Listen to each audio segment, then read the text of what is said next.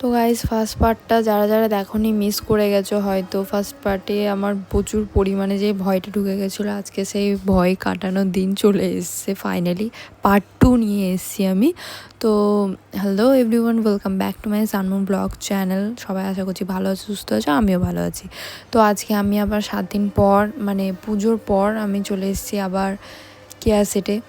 আমার কান ফুটো করার একটা যে ব্যাপারটা ছিল, যে আগেরবার ওই রকম হয়ে গেছিলো একটা ইনসিডেন্ট, যেটার জন্য আমি প্রচুর পরিমাণে ভয় পেয়ে গেছিলাম।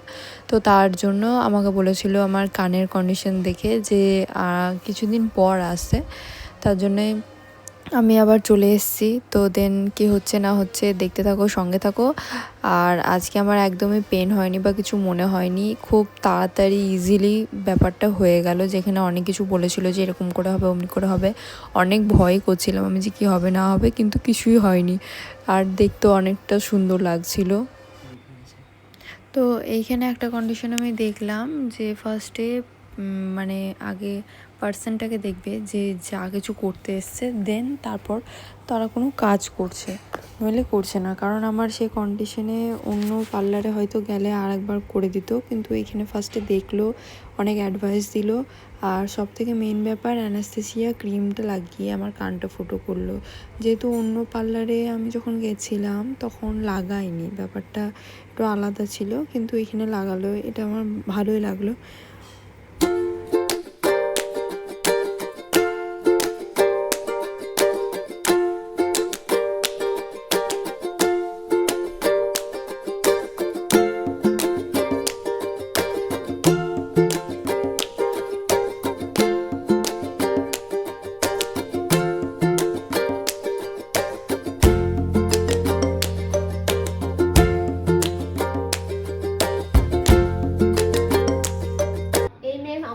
পার্লারে এসেছিলেন কান ফুটো করার জন্যে, কিন্তু কানের যে অবস্থা ছিল সেটা আমরা যখন করি না, কানটা ফুটো করলাম না কেন কি অবস্থা খুবই খারাপ ছিল বলে আমি তারপরে 7 দিন পর ডেকেছি।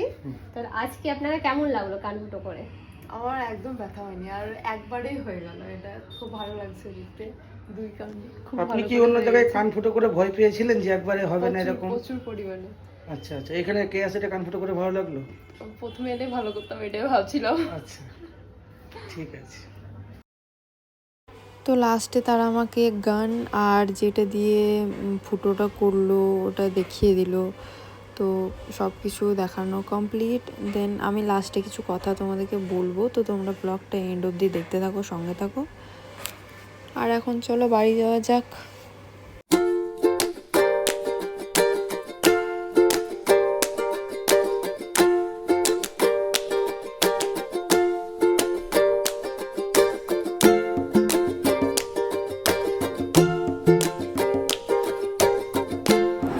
তো আপাতত ভাবে গাইজ আমি এখন ঘর চলে এসেছি।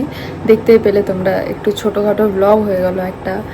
তো বলতে চাই এটাই যে আমি নাম করবো না, কিন্তু আমি ফার্স্টে প্রচুর পরিমাণে ভয় পেয়ে গেছিলাম এই কান ফুটোর ব্যাপারটাকে নিয়ে, যে এরকম একটা মানে নর্মাল একটা ব্যাপারটা এত বড় একটু বাড়াবাড়ি টাইপ হয়ে গেল, এটা আমি বুঝতে পারিনি। তো আমার প্রচুর পরিমাণে তখন আমার পেন হয়েছিল, আর আমি অনেক নার্ভাস হয়ে গেছিলাম যে কী না কী হয়ে গেল। তো দেন এখন আপাততভাবে 7 দিন হয়ে এটা ঠিক হয়েছে, ঠিক হয়ে আবার আমি করলাম।